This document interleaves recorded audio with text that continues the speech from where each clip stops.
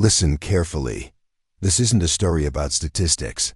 It isn't about fleets or firepower or even survival in the abstract sense. This is a story about what happens when humanity decides that impossible isn't an option. When the Cathar Armada dropped out of warp over Arcadia Prime, every projection, every simulation, every voice of reason said the same thing. 4 million civilians cannot be evacuated in 24 hours. It was not just unlikely. It was mathematically impossible. The numbers didn't lie. The models didn't lie. The experts didn't lie. And yet, somehow humanity refused to listen. If you want to hear more stories like this, tales of humans bending fate, defying probability, and standing tall when everything says you should fall, subscribe now, hit the bell, and stay with me. You won't want to miss a single moment. Arcadia Prime's eastern launch field was a picture of chaos. The ground quaked under the weight of thousands of desperate people. Smoke from the distant industrial districts mixed with dust, creating a haze that stung lungs and burned eyes. Families clutched each other. Children whimpered in the arms of parents who had no idea if they would survive the day. Alarms blared. Sirens screamed. Somewhere, metal groaned and cracked out above. The Cathar fleet hung like a blade over the planet. Hundreds of ships, angular and alien, casting shadows long enough to blot out the rising sun. Orbital sensors had tracked their trajectory. Their weapons were already charging, each vessel capable of destroying the ground beneath in seconds. And yet, humanity moved. Governor Elena Sato stood atop a fuel crate, her uniform streaked with soot and ash. In her hand, a cracked megaphone trembled. Her hair was tied back, but strands clung to her sweat-drenched face. Her voice, raw and unyielding, rose over the roar of panic. "We are not waiting to die." The crowd froze. For one instant, even the fear seemed to pause. Then her words cut through the uncertainty. "Every second we hesitate, we lose lives. Move now." That moment was the spark. Humanity's greatest weapon was not its ships, its weapons, or its shields. It was organization, coordination, a single purpose that everyone understood without a word. We survive, or we die trying.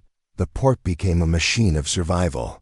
Every cargo hauler, mining transport, freight carrier, anything capable of flight was stripped of non-essential components.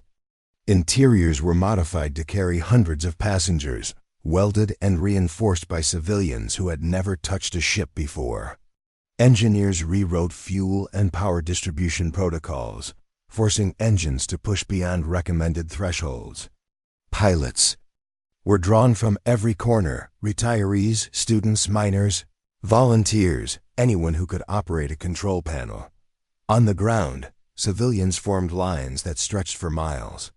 Loading zones were reorganized in real time. Parents helped strangers lift children into cargo bays. Workers scavenged every piece of equipment, every battery, every coolant line, improvising replacements for systems that were damaged, inadequate, or entirely missing. It was chaos, but it was purposeful chaos. The first ships lifted off with a roar. Engines screamed as they carried hundreds of evacuees into orbit. Every launch tested limits. Every return flight risked disaster. And yet, they kept coming back for more. Each round of evacuees raised the impossible target incrementally closer to achievable. Time became both enemy and ally. The projections said 24 hours. The enemy's bombardment would begin in less than 10. Every minute mattered. Every second counted. The Cathar AI predicted human panic and inefficiency would slow operations. They didn't account for stubbornness. They didn't account for the refusal to surrender. By the 6th hour, nearly 1 million civilians had reached orbit. By the 10th, the number had doubled. Entire families, entire neighborhoods were being lifted into space with mechanical precision. The ground shook as transports landed, unloaded, and took off again. The air trembled with the combined roar of engines. The smell of fuel and burnt metal became the scent of hope. And still, the enemy pressed. Lasers cut through the atmosphere, strafing open tarmacs. Missile strikes vaporized sections of the industrial zones. Ships shuddered from near misses. Yet, with every strike, humanity adapted. Loading zones rerouted. Launch sequences were accelerated. Pilots executed maneuvers that had never been attempted before, surviving situations that physics said should have destroyed them. At the 12th hour, the operation reached a critical juncture. Approximately 3 million evacuees had been lifted. Only 1 million remained. Fuel reserves were low. Some shuttles had structural damage. Fatigue had begun to affect pilots and crew alike. The control systems were overheating. Simulation suggested failure was imminent. Governor Sato issued her command over every channel. "We are finishing this in 16 hours. Nothing else matters. Adjust, adapt, move." It was reckless. It was defiant. And it worked. Civilians became engineers. Engineers became pilots. Pilots became coordinators. Everyone had a task. Everyone had a role. Everyone was essential. Every shuttle launch became faster. Every return flight became more precise. Every mistake was immediately corrected by the swarm of human ingenuity surrounding it. By the 14th hour, the remaining evacuees were loaded into the last few dozen ships. Some transports were operating at triple their rated capacity. Passengers were shoulder to shoulder, children clinging to parents, strangers holding each other upright. Mechanics welded hulls mid-flight. Fuel systems were rigged in ways no designer had approved. And above it all, the Cather fleet hovered, calculating failure that would never come. The 10th hour passed. Exhaustion had crippled most. Hands bled. Eyes were bloodshot. Every human in the evacuation felt the weight of every life depending on them. And then, in orbit, the civilian transport captains did something no one expected. They turned around, they returned, not because it was safe, not because it was ordered, but because humanity doesn't leave anyone behind.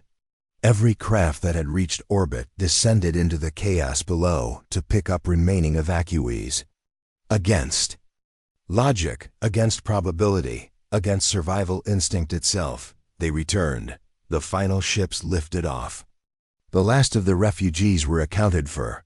Systems failed. Fuel was nearly depleted. Engines screamed at maximum tolerance. Every human being on Arcadia Prime who could move had contributed in some way to the operation. And when the last transport left the atmosphere, the planet was empty of civilians. The final tally: 4,137 souls evacuated. Time recorded: 16 hours, 22 minutes. The analysts, the simulations, the projections, all of them had been wrong. Every model failed to account for the unquantifiable variable: human will. Humanity had not only survived, it had done the impossible. Against all logic, against all probability, against every voice of reason in the galaxy, that day, the universe learned a lesson. Calculations, algorithms, and predictive models are useful, but they are not infallible. There is a force that no data can anticipate, no enemy can suppress, and no simulation can reproduce. That force is the refusal to surrender. That force is humanity. When 4 million lives were at stake and all the experts said failure was certain, humans chose motion. Humans chose action. Humans chose each other, and the galaxy watched, in awe and disbelief, as the impossible became reality. If you believe in the extraordinary feats humanity is capable of, hit subscribe, like, and stay tuned.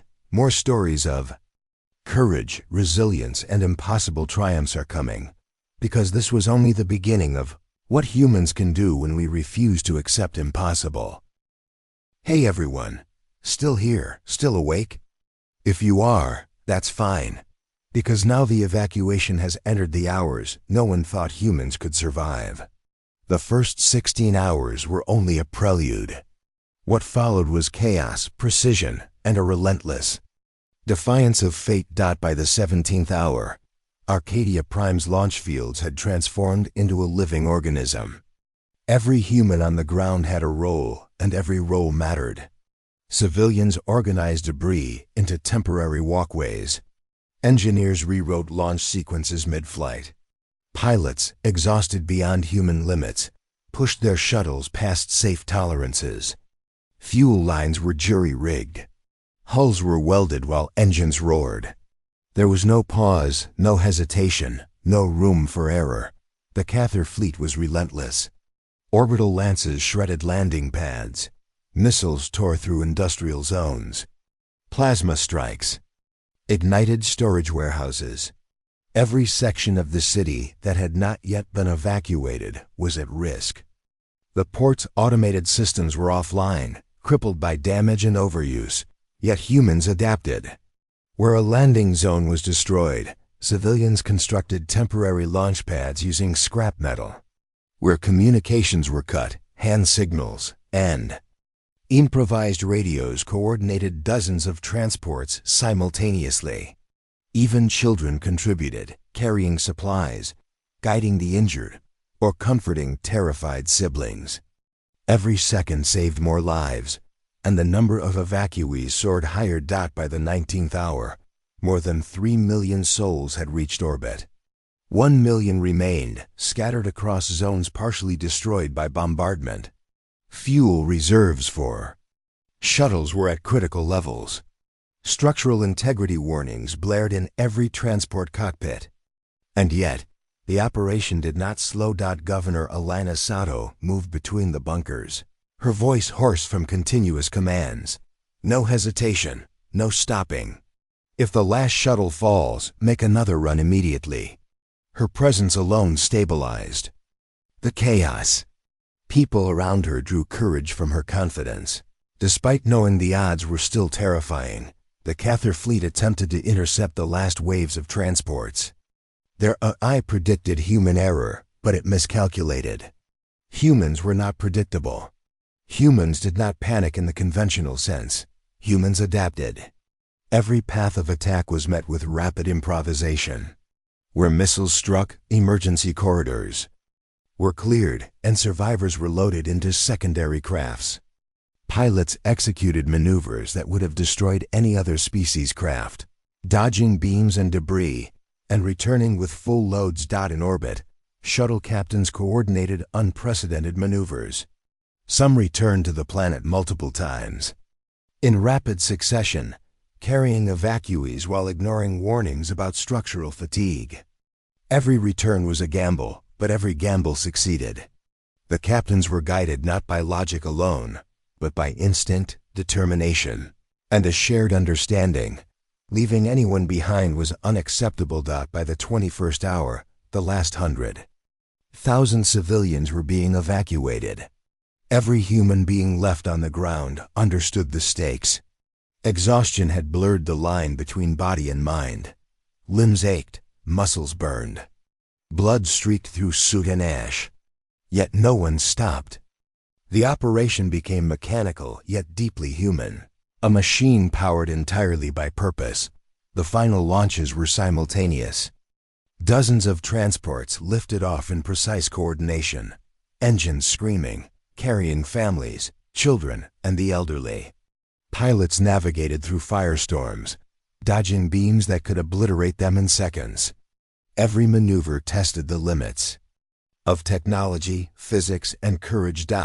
And then, at the final minute, something extraordinary happened. The civilian transports in orbit, already considered safe, descended voluntarily to pick up remaining survivors. No protocol required it. No command ordered it. Yet humans returned, as they always do, to save every life within reach. The last transport lifted off as the enemy fleet attempted a final strike. Engines flared, hulls creaked under stress, fuel lines dangerously close to failure. And yet, it survived. Every evacuee was accounted for. Arcadia Prime skies, once filled with terror, became a testament to human ingenuity and perseverance. The tally was staggering: 4,137 civilians evacuated. All lives saved. Time taken, 16 hours. Every projection, every model, every expert prediction had failed to account for humanity's resilience. In the aftermath, as the transports disappeared into orbit, the Cather fleet hovered silently, unable to comprehend what had just occurred. Humanity had done what they said was impossible. They had defied probability, rewritten logistics, and turned desperation into a structured, unstoppable force. On the ground, survivors looked skyward, watching the last transports disappear into the stars. Exhaustion, grief, and relief mingled in a way that words could not describe. Engineers slumped on debris, pilots collapsed against broken vehicles, and civilians embraced their families, trembling. Every person knew they had witnessed something historic. And yet, there was no celebration, only recognition. Survival was achieved, but it had required every ounce of courage, every second of effort, and every human willing to act when others would have waited. That day, humanity demonstrated its most powerful force: the refusal to accept impossibility. When the universe said failure was inevitable, humans said no. When the enemy said the planet was lost, humans said not today. When every simulation predicted death, humans rewrote reality. Arcadia Prime's evacuation became a story that would be retold across the galaxy, not because of technology or strategy alone, but because of human will. 4 million lives saved not by chance, but by the indomitable determination that defines the species. And if you are listening to this now, remember, humans are not defined by probability. We are defined by our actions in the face of impossibility. If you want to witness more stories of courage, ingenuity, and the defiance of the impossible, subscribe, like, and stay tuned, because this was only the beginning. Hey everyone, still here, still awake? If you are, that's fine. The final hours of Arcadia Prime's evacuation were nothing short of legendary. 4 million lives had to be moved, and by now, every human involved was beyond exhaustion.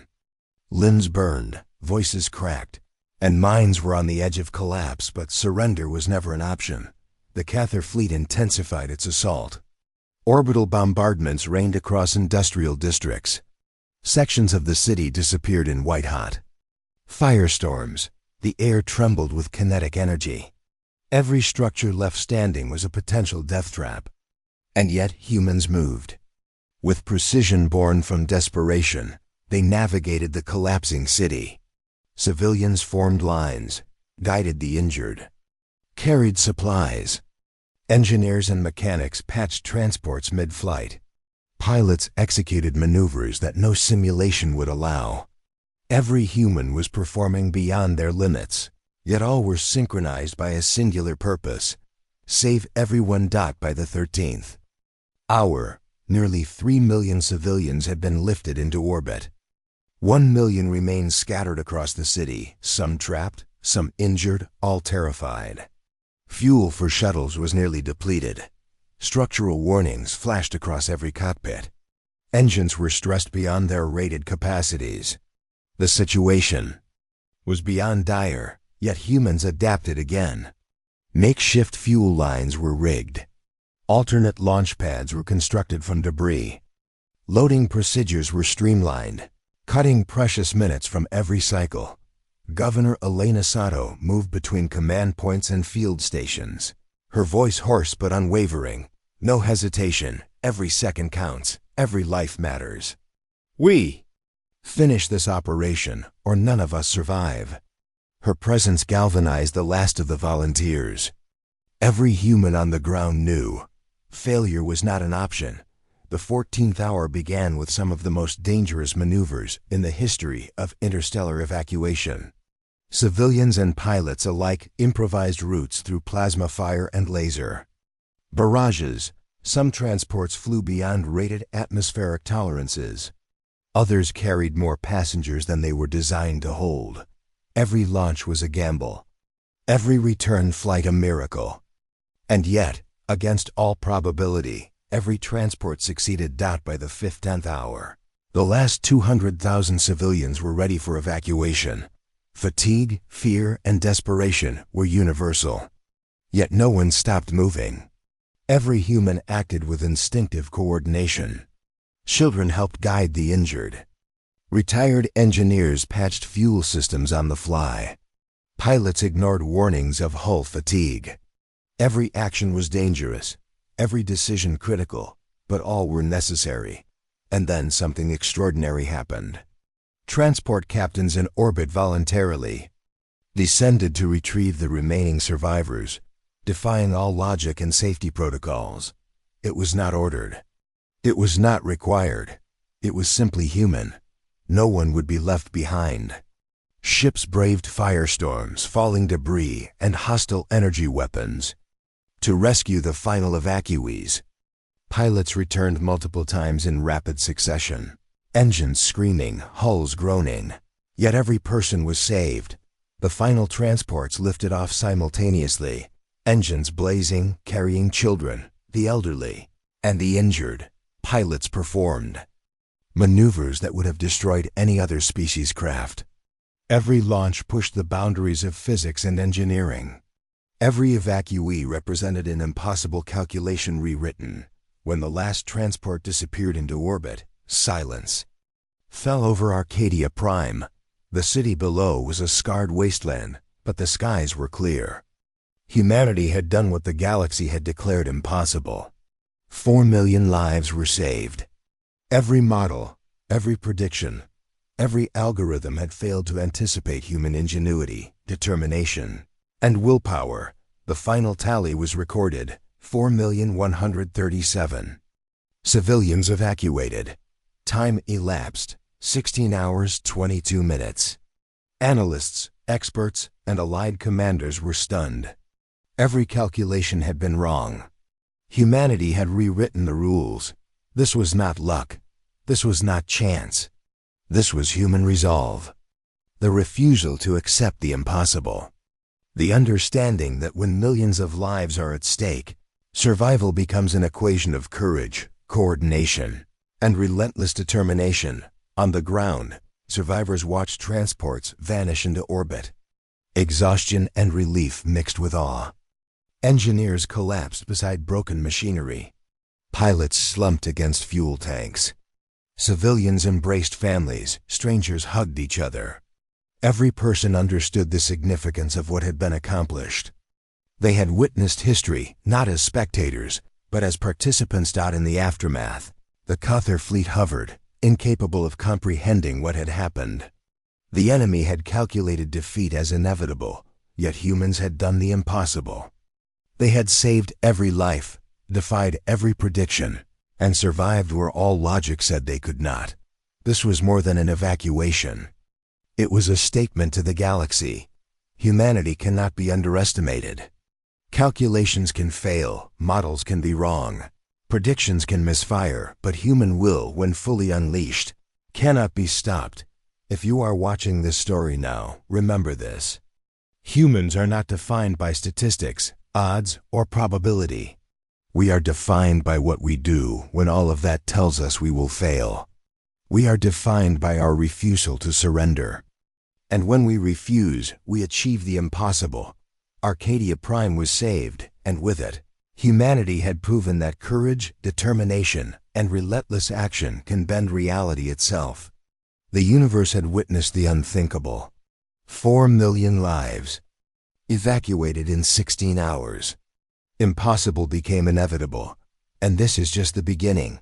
If you want to see more stories of humans defying fate, standing against impossible odds, and proving that we are the species the universe cannot ignore, subscribe, hit the bell, and stay tuned. Humanity is far from done showing the galaxy what we are capable of.